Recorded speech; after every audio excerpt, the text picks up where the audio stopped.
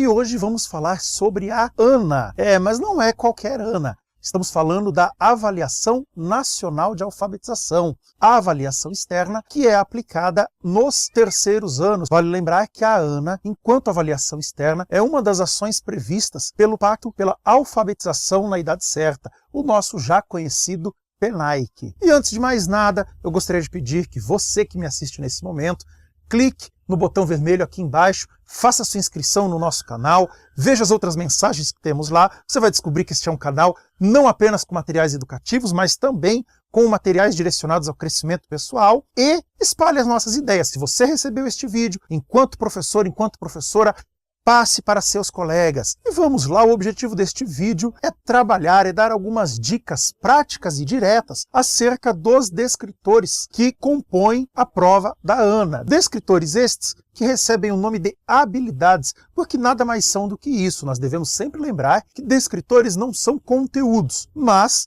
habilidades de leitura que o aluno vai desenvolvendo conforme adquire a linguagem escrita. E neste processo, sempre é bom lembrar que alfabetização e letramento são dois processos indissociáveis e interdependentes.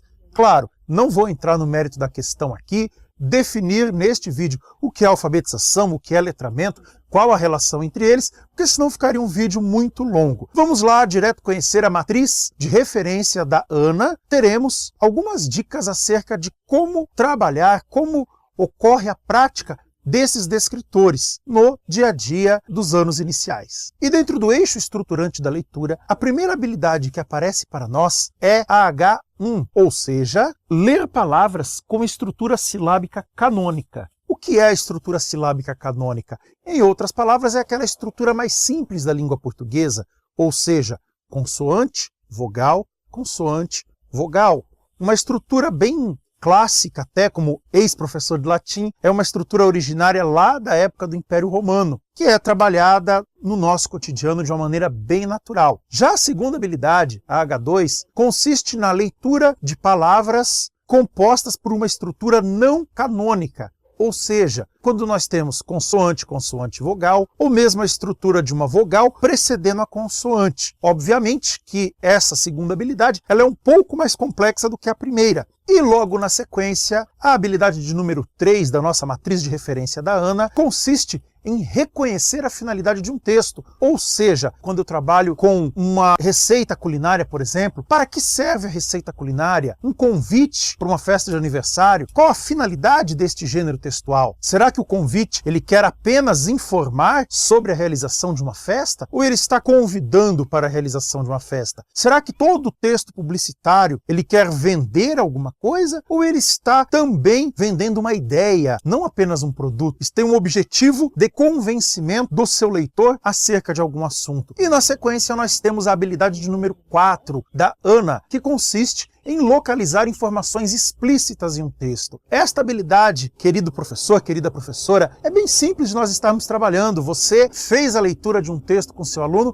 comece a questioná-lo onde aparece no texto tal informação, onde está o nome das personagens, onde está o nome do local, onde eu consigo encontrar no texto tal informação. São práticas que o professor pode desenvolver na sua oralidade e que certamente irão contribuir para o desenvolvimento desta habilidade. E posteriormente, na H5, nós temos a habilidade de compreender o significado de palavras dentro de um texto. Ou seja, a partir daquilo que eu estou lendo, será que o meu estudante ele consegue identificar o valor semântico daquela palavra naquele contexto? Só lembrando que a língua portuguesa consegue fazer com que um mesmo vocábulo, uma mesma palavra, possua significados diferentes conforme o contexto no qual aparece. E na habilidade 6 nós temos a habilidade de realizar uma inferência, no caso da ANA, a partir da leitura de textos verbais. E o que é uma inferência? Inferência é uma conclusão,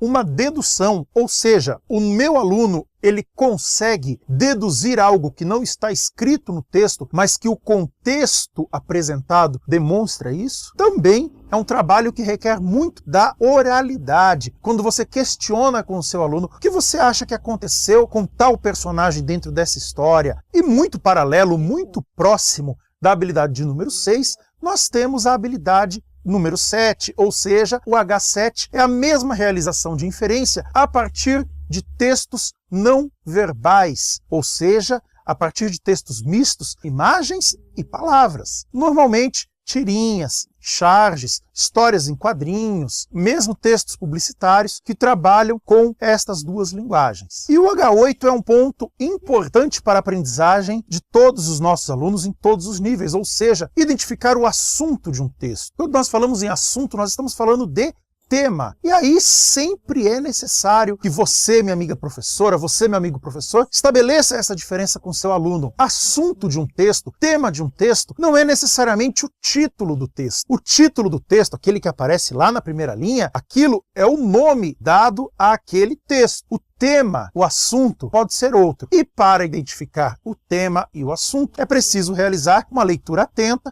é preciso realizar o processo descrito nos descritores anteriores, ou seja, extrair informação explícita e também identificar o objetivo do texto e, principalmente, realizar inferências a partir do gênero trabalhado. E o descritor 9, que traz para nós estabelecer relações do texto a partir de elementos coesivos. E para trabalhar com esse descritor, eu trago para o nosso vídeo uma fábula chamada O Cão e a Carne. Vamos lá! Era uma vez um cão que ia atravessando um rio. Levava na boca um suculento pedaço de carne. Porém, viu na água do rio o reflexo da carne, que era muito maior. Prontamente, ele largou seu pedaço de carne e mergulhou no rio para pegar o maior. Nadou, nadou e não achou nada, e ainda perdeu o pedaço que levava. Moral da história, nunca deixes o certo pelo duvidoso. Quando nós trabalhamos com esse texto, observando esse texto, nós percebemos que a personagem principal ali da história, no caso o cão, no parágrafo seguinte, ele é representado pelo pronome ele. E é exatamente aqui que entra esta habilidade que o descritor 9 traz para nós, que a habilidade 9 traz para nós.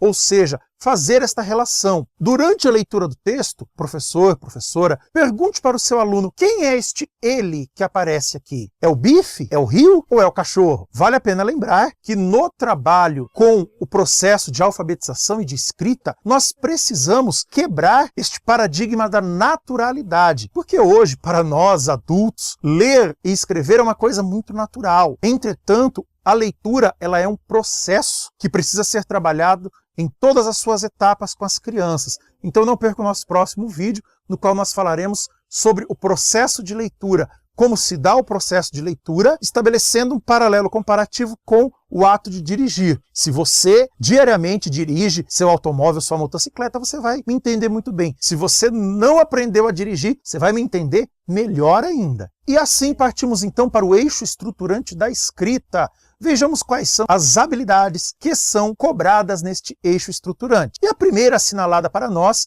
na matriz de referência da ANA, a habilidade de número 10, é a habilidade de grafar palavras com a sua correspondência natural, ou seja, a criança deve conseguir escrever palavras que não apresentam elevado grau de dificuldade na sua correspondência fonética. Ou seja, estamos falando de palavras simples, palavras básicas. Óbvio que esse descritor se relaciona muito bem com a habilidade de número 1, que engloba as palavras com estrutura convencional, consoante vogal. Já o descritor 11, nós podemos dizer que é o aprimoramento da habilidade do item anterior. Ou seja, porque agora a criança será cobrada acerca do conhecimento, da habilidade de escrever palavras com correspondência relativa, conforme o contexto no qual elas aparecem. É o caso do uso de R e 2 Rs, é o caso de quando a criança deve escrever com a letra C, ou usar QU. Nestes casos, nós temos aí, então, a habilidade de número 11. E, por fim, a habilidade de número 12, produzir um texto a partir de uma situação dada. Esta é a habilidade que une todas as habilidades anteriores. Por quê? Para que a criança consiga produzir um texto, ela precisa ler adequadamente, ela precisa escrever com atenção. E é claro, se ela já identificou a relação textual, a partir do uso de pronomes e de outros elementos coesivos, se ela identificou isto lá na leitura, certamente ela conseguirá fazer isso na escrita, sem maiores dificuldades. Claro, cada criança possui o seu ritmo de aprendizagem, cada região possui as suas especificidades, e é você, meu amigo professor, minha amiga professora, que certamente saberá como sanar as dificuldades desta criança.